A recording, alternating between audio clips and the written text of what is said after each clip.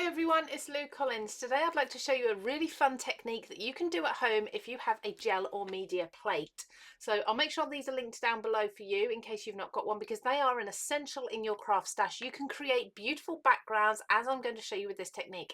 Now I'm also going to be utilising the brand new Frida Kahlo 3 collection. This is the third collection from the licensed brand at CraftStash, and I am in love with these images.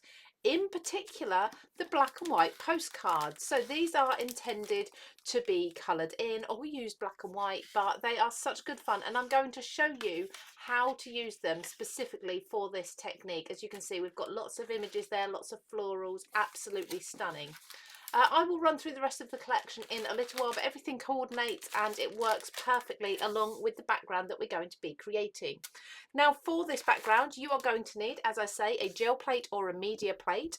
You're going to need some acrylic paints and some cardstock or paper. Now I tend to go on to a heavier weight cardstock because this is going to sit on the front of a greeting card afterwards. And you're going to need a brayer and some scrap paper, and that is all besides your postcards. So I'm going to be using this really bold image from these are the colouring cards, and it's black and white, and this means that there is black print on white cardstock. Now that sounds very basic, very obvious, but this also means that we can kind of do a resist on our gel plate to create a fun background. So if you're not likely to use this to actually colour in, you can definitely try this with it instead. So what I'm going to do on my gel plate is, first of all, just add the tiniest little spot of black paint. You really do not need a lot. This one is actually it's got a little bit of a hint of brown in it, so it's not solid black. Now I've probably put way too much on there, and that's what this scrap paper here is for. This is just my basic copy paper or printer paper that I use for cleaning off my brayer. And this gel plate is A5 in size, I believe, or 5 by 7 inches, sorry, 5 by 7 inch gel plate there. So it's really good size for creating greeting card backgrounds. So I'm going to clean my brayer off and make sure I've only got a thin layer of the black on there. Now I'm going to press my butterfly postcard into this. I'm going to press down here, and I'm also going to take a wet wipe and just wipe around the edges. And it's not essential for the technique, but it just means that I'm going to be keeping my hands a little bit cleaner, because I do tend to get quite mucky. As you can see, I have got a craft mat underneath me here. So just wipe around those edges a little bit so I don't get lots of brown or black paint there. Give this a really good press down. You could use the brayer on the back as well if you want to, but make sure you've pressed that down really well, rubbed that into the gel plate. Now what's happening here is the white cardstock, the plain white cardstock, is absorbing the black paint. The black print on the cardstock is resisting it. So when we peel this back, hopefully you can see that the print from the postcard is now transferred to our gel plate. That is just fabulous. Now this is a really fun monotone background as well, because it's a pale black. We could use that for a really grungy style card if we wanted to. I'm going to set this aside to dry and probably utilize that. Keep an eye out for at the end, and I'll show you the card that I made with this kind of excess waste piece now. But let's just hold that up for you so you can see the print in there. Isn't that just absolutely brilliant? Now what we're going to do is allow this to dry on the gel plate. It's essential that this is really dry. In the meantime, we can be cleaning up our brayer. So while our gel plate is just drying with that print on it, let's have a very quick look through the brand new Frida Kahlo products. We have got the postcard pack, similar to the ones that we've just seen, the colouring cards, the same size. They are A6 or kind of A2 in size if you're in the US. And these are bright, bold, colourful, instant cards and backgrounds. We also have washi sheets, and these are all around floral animals. We've got some borders in here. These are on a very thin washi sheet background. They're stickers, so they're adhesive, and they are going to be slightly transparent, so you can put them on acetate for a fun effect and lots of other techniques. We have beautiful stamps as well. It's got the large Frida Kahlo sentiment there. We've also got beautiful florals, and keep an eye on our YouTube channel because we are going to be doing another video showing you how to use florals from this particular stamp set and make them less feminine for those who love floral images but not necessarily really girly. So we'll be looking at that very soon. Make sure, like I say, you're subscribed to the channel. And then we've got a stamp and die set, so all of these images in both stamps with the outline dies. We've got some additional beautiful sentiments in there, so bright and beautiful and you are so strong, absolutely perfect for the strong women or gentlemen in your life. And then we also have the 8x8 patterned paper pack. This is gorgeous, all those bright bold patterns, but we also have the toppers in here as well, and some of them are foiled in gold. So the paint on the gel plate is now dry, so I can come along with my other acrylic paints, and I've chosen to go with a pink, and this is kind of almost like a shimmery sheen, pearlescent, that's the word, pearlescent turquoise colour. We only need the tiniest amount of each of these, so I'm going to put a tiny little blob at the top of the pink, and the same with the turquoise at the bottom. Like I say, this is a pearlescent. You may be able to see that with the finished effect.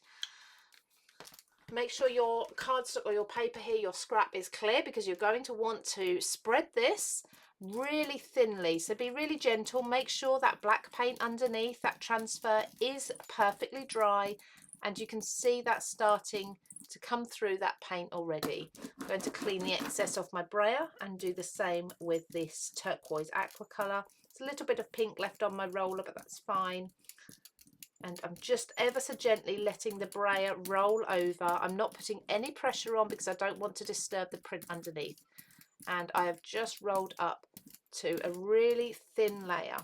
Now I want to just remove any excess. So what you're aiming for here is to remove enough so that you can see that print through the paint.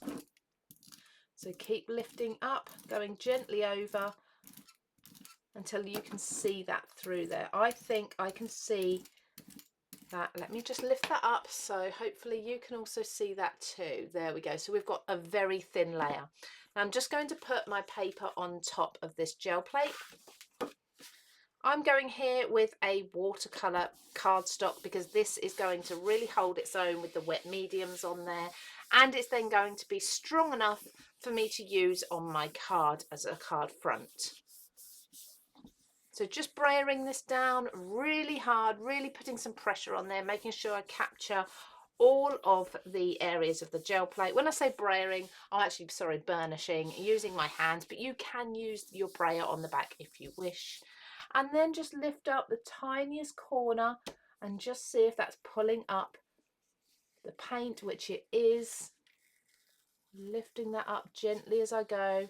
Now you're not going to obviously get the perfect impression. We're looking for a beautiful distressed look here, but that's exactly what we've got. There we go. So we've got that printed from that first postcard into the background here. Now I probably would have liked a little bit more in the way of print from here, so I'm going to go over with just a white paint there, or even a white gesso, and just see if I can pull off any more of that print. So the excess only pulled off this amount, which is fine, absolutely fine. I could use that if I wanted a really funky mixed media background. So I'm going to stick with my original print. I can cut this out, put this on a card as a nice subtle textured background, and then build up with my sentiment, maybe some additional florals, etc. Now the great thing about this Frida Kahlo postcard or colouring card set is that you have two of each design. I'm going to fussy cut out the black and white flowers from the second card and place those over my print for a really dimensional and textured finish.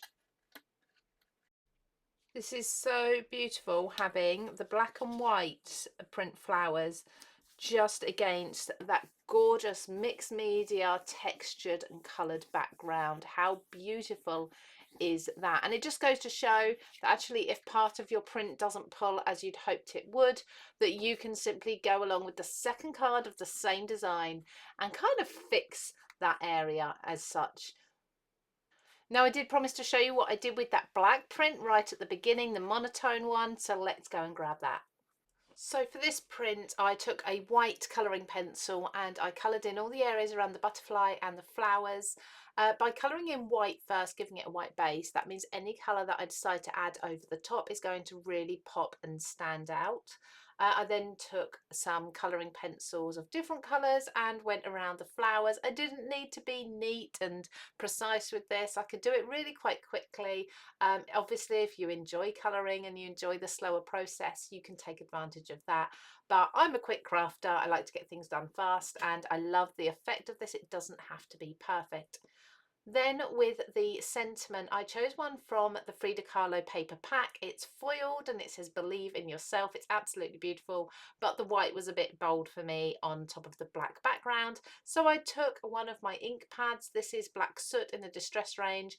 I covered the sentiment so it kind of filled the white area in the background, brushed off the excess off of the gold foiling because that kind of resisted the black ink, and there we have a perfect sentiment for my card now.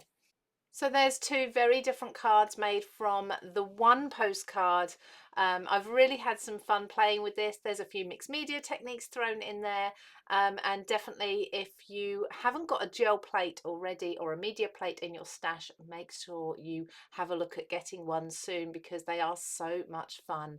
You'll find the entire collection for Frida Kahlo 3 just linked here.